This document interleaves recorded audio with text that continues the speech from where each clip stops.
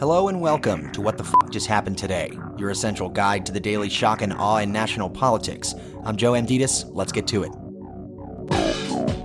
It's Thursday, September 26th, 2024. Welcome to day 1346. Federal prosecutors charged New York City Mayor Eric Adams with bribery, fraud, and soliciting illegal foreign campaign donations as part of a months-long federal investigation into whether his campaign illegally conspired with Turkish entities to collect foreign donations.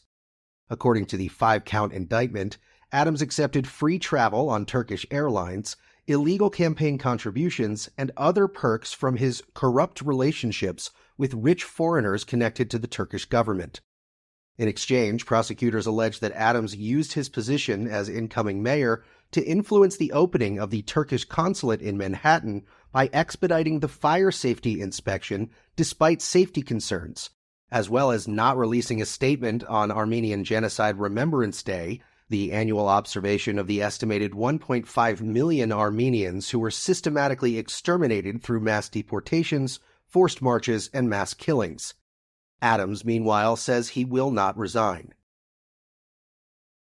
Moving on, Democratic Senator Ron Wyden introduced legislation to add 6 new justices to the Supreme Court, require supermajorities to overturn any law passed by Congress, require justices to undergo audits, and more.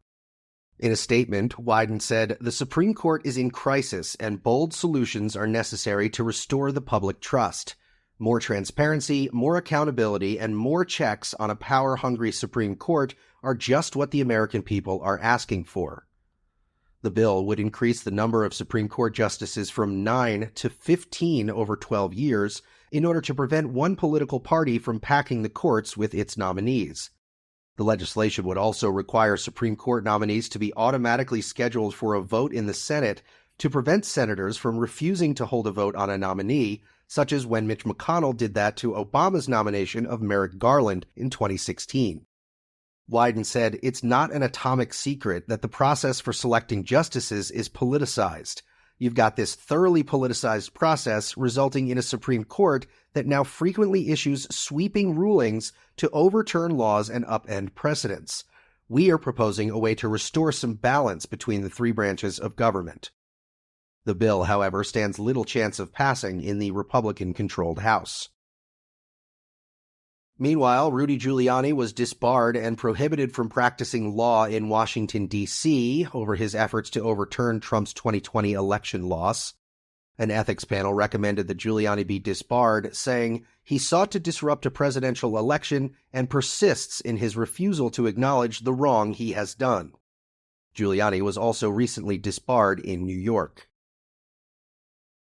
Moving on, Israeli Prime Minister Benjamin Netanyahu vowed to continue his bombardment of targets in Lebanon indefinitely, despite the U.S. and other allies calling for a 21-day ceasefire. Netanyahu said the IDF will keep fighting with full force, adding, "We continue to hit Hezbollah with all our might. This is the policy." Israeli airstrikes and attacks have killed more than 700 people in Lebanon, including many women and children over the past 10 days. Israel and Hezbollah have been exchanging rocket fire since Israel began its bombardment of Gaza almost a year ago in October. And finally, Republican Representative Clay Higgins deleted his racist social media post calling Haiti the nastiest country in the Western Hemisphere after being confronted by multiple House colleagues who threatened to censure him.